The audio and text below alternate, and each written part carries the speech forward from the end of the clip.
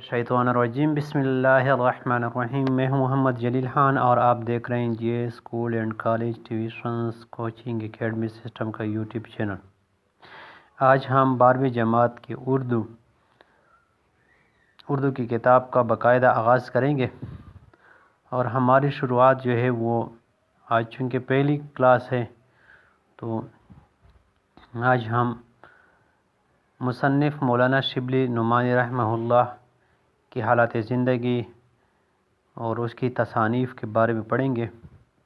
तो आज चूँकि पहली क्लास है इस वजह से आज हमारी क्लास जो है वो तारुफ़ इंट्रोडक्शन की क्लास होगी इंशाल्लाह। इसके साथ हम फिर बाकायदा तौर पर जो टेक्स्ट बुक है, किताब है, उसकी वीडियोस यहाँ पे अपलोड करेंगे और उसकी मशक़ें भी, हिस्सा नज़म और ग़ज़ल में से तशरीहात भी होंगी। इसके अलावा सियाक़ व सबाक़ यानी जो कुछ किताब में है वो इंशाल्लाह सब हल करेंगे और यहाँ पे आपकी खिदमत में वीडियो पेश होगी। इस वजह से आपने ये school and college tuition coaching academy का यूट्यूब चैनल सब्सक्राइब करना है, लाइक शेयर और कमेंट्स भी करें इंशाल्लाह। साथ ही साथ हम नावल्स जो हैं उनकी वीडियोस भी उनका आगाज़ भी हम करेंगे। तो इन तमाम मवाद से इस्तिफ़ादा हासिल करने के लिए ग्रुप के साथ जुड़े रहें, इन चैनल के साथ जुड़े रहें। हर वीडियो देखें क्योंकि हर वीडियो जो है वो दूसरी वीडियो से मुख्तलिफ होती है या फिर उनके साथ एक मुस्तकिल रब्त होता है। तो एक वीडियो को समझने के लिए एक जो है वो बात को समझने के लिए, उन्वान को, टॉपिक को समझने के लिए दूसरे टॉपिक का जो है ना वो बगौर मुताला करना, सुनना और उसे समझना जो है वो इंतहाई अहम और ज़रूरी है। तो मौलाना शिबली नुमानी रहमहुल्लाह, इसकी वलादत यानी पैदाइश 1857 को हुई थी और 1914 को आप वफ़ात पा गए थे, आपका विसाल हो चुका था। तो मशहूर तसनीफ़ात जो हैं वो सीरतुन्नबी सल्लल्लाहु अलैहि वसल्लम सबसे मशहूर किताब जो है, क्योंकि अपनी ज़िंदगी में इसकी तकमील नहीं कर पाए थे और आपके जो होनहार शागिर्द हैं सैयद सुलेमान नदवी रहमहुल्लाह, फिर उसने इनकी नायाब किताब की जो है वो फिर उनको मुकम्मल कर लिया। तो सीरतुन्नबी सल्लल्लाहु अलैहि वसल्लम बेहतरीन किताब है, नायाब किताब है, बेहतरीन किताब है, एक तोहफ़ा है इस उम्मत के लिए। अल फ़ारूक रज़ी अल्लाह तआला अन्हु, अल मामून, और ये सीरत-उन-नुअमान, गलती से शोहरत लिखा हुआ है, ये सीरत-उन-नुअमान और शेर अजम, ये मशहूर किताबें हैं। इसके अलावा बहुत सी किताबें हैं लेकिन यहाँ पे हमने चूँकि मशहूर किताबों का जिक्र किया है तो इस वजह से हम इन्हीं किताबों के नाम यहाँ पे दर्ज कर रहे हैं। तो मौलाना शिबली नुमानी रहमहुल्लाह, विलादत 1857, वफ़ात 1914। मौलाना शिबली नुमानी आज़मगढ़ के एक गाँव देहात बंदोल में पैदा हुए। आप रहमहुल्लाह का नाम शेख हबीबुल्लाह था। नाम जो था मौलाना शिबली नुमानी रहमहुल्लाह का वो के वालिद का नाम क्या था, वो शेख हबीबुल्लाह था। इब्तिदाई तालीम आज़मगढ़ से हासिल करने के बाद जहाँ पर पैदा हुए थे आज़मगढ़ में, वहाँ ही से आपने इब्तिदाई तालीम जो थी वो, जैसे कि नज़रा कुरान कायदा है, तो ये बुनियादी तालीम जो है वो वहाँ से हासिल की। इसको हम रस्मी तालीम भी कहते हैं। हासिल करने के बाद अरबी व फ़ारसी अदब की तहसील के लिए गाज़ीपुर जाकर मौलवी मोहम्मद फ़ारूक के शागिर्द हो गए। तो अरबी और फ़ारसी अदब में फ़साहत, बलागत और उसमें उलूम हासिल करने के लिए फिर आपने क्या किया, गाज़ीपुर में मौलाना मोहम्मद फ़ारूक रहमहुल्लाह के शागिर्दी इख्तियार की। उन्होंने हुसूल तालीम हासिल करने के लिए दूर दराज के सफ़र किए, लंबे तावील सफ़र किए, दूर दूर इलाकों तक गए।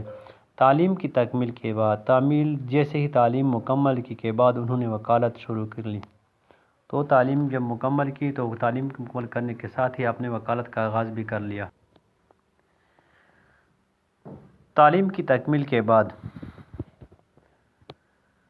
उन्होंने वकालत शुरू की और कुछ अरसा अमीन दीवानी की हैसियत से काम किया। अमीन दीवानी यानी ये जो अदालत में होते हैं या वकील की हैसियत से जो मुकदमात को क्या करते हैं, महफूज करते हैं, इनके جو فائلیں وغیرہ ہوتی ہیں ان کو محفوظ یعنی دیوانی مقدمات مالی حقوق اور معاملات کے متعلق جو مقدمات ہوتے ہیں۔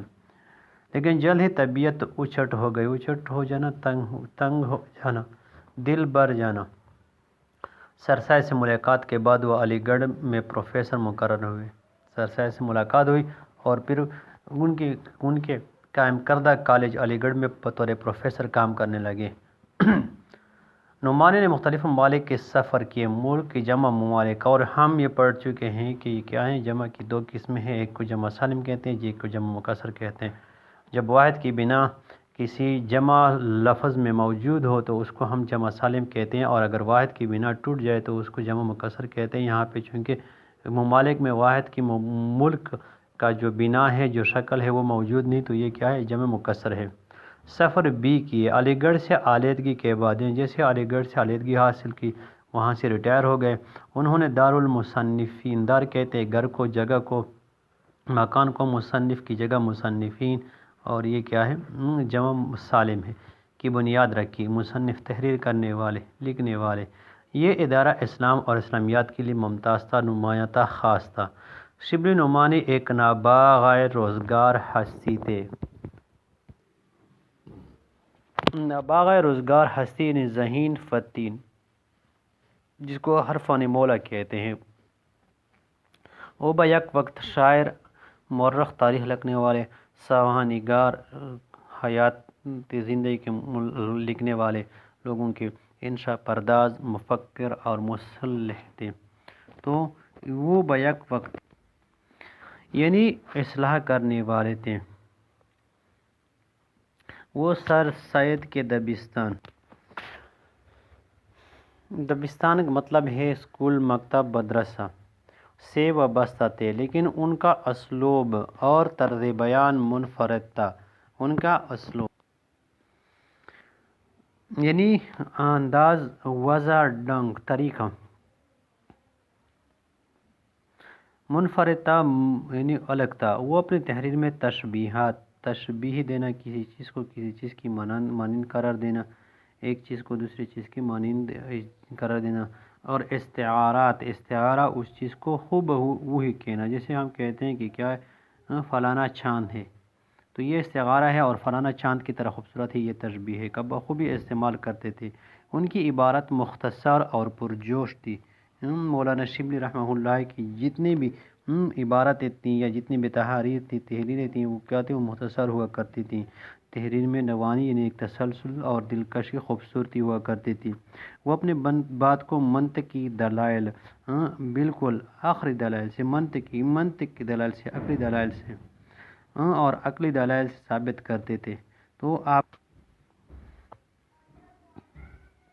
ان کو اردو کا پہلا مورخ ہونے کا اعزاز بھی حاصل ہے۔ انہیں یہ شرف حاصل ہے کہ وہ آپ کو جو ہے نا، مولانا شبلی نعمانی رحمہ اللہ اردو کے پہلے جو ہیں وہ مورخ کہلاتے ہیں۔ ان کی تاریخ نگاری کی بنیاد تحقیق اور سند پر ہے۔ سند یعنی کسی بات کی وضاحت، ڈگری۔ آپ ایسی کوئی تحریر نہیں لکھتے تھے جس کی اس کے پاس کوئی وضاحت یا کوئی ڈگری نہ ہوتی تھی، یعنی ہر واقعے کی، ہر چیز کی ان کے پاس ایک مکمل دلیل ہوتی تھی۔ ان کا سب سے بڑا کارنامہ سیرت النبی صلی اللہ علیہ وسلم ہے۔ تو یہاں پہ ہم نے پڑھا ہے کہ ان کی تصانیف کے بارے میں، اگرچہ وہ اس تصنیف کو اپنی زندگی میں مکمل نہ کر سکے، اور ان کی وفات کے بعد ان کے ہونہار، قابل، لائق شاگرد سید سلیمان ندوی نے اس کی تکمیل کی، لیکن آپ کی وفات کے بعد آپ کے قابل، ہونہار، لائق طالب علم سید سلیمان ندوی نے اس کتاب کی تصنیف مکمل کر لی اور اسے مکمل کر لیا۔ تو آج چونکہ ہماری ابتدائی کلاس تھی اور اس کو ہم تعارفی کلاس کہتے ہیں۔ انشاءاللہ آگے سبق جو ہے وہ انشاءاللہ ہم اس کا جو ہے نا وہ آغاز کریں گے کہ جدید طرز تعلیم، اور اس سبق کا کیا عنوان ہے اور کس بنیاد پر یہ سبق لکھا گیا ہے، اس کی پھر مشکل الفاظ مانی، اس کے بعد اس کی جو سیاق و سباق ہیں، پھر آگے اس کی مشق آئے گی انشاءاللہ، وہ بھی حل کریں گے۔ لیکن ان سب چیزوں کے لیے ضروری ہے کہ آپ قلم پنسل اٹھائیں اور ان اسباق کی یا ان ویڈیوز کی جو اہم نکات ہیں وہ آپ لکھتے جائیں، نوٹ کرتے جائیں، تاکہ آپ کے آگے آپ خود سے تحریر لکھنا شروع کر دیں، اور یہ چیز جو ہے آپ کو پھر جو ہے نا وہ امتحان میں بہت کام آئیں گی۔ تو اس لیے ویڈیوز کو لازماً وقتاً فوقتاً جو ہے وہ سرچ کرتے رہیں۔ معلوماتی ویڈیوز پہلے سے موجود ہیں گرامر کے لحاظ سے، اور دوسری جو ہے نا وہ انتہائی مفید ویڈیوز ہیں، تو ان کو سرچ کرتے رہیں، لائک شیئر اور کمنٹس کریں، اور دوسروں کے ساتھ اس کو شیئر کریں تاکہ وہ بھی اس سے استفادہ حاصل کر سکیں۔ فی الحال آج کی ویڈیو میں اتنا ہی، مجھے دیجیے اجازت، انشاءاللہ اگلی ویڈیو کے ساتھ بہت جلد حاضر ہوں گے۔ اللہ حافظ، اپنا بہت سارا خیال رکھیے گا، شکریہ۔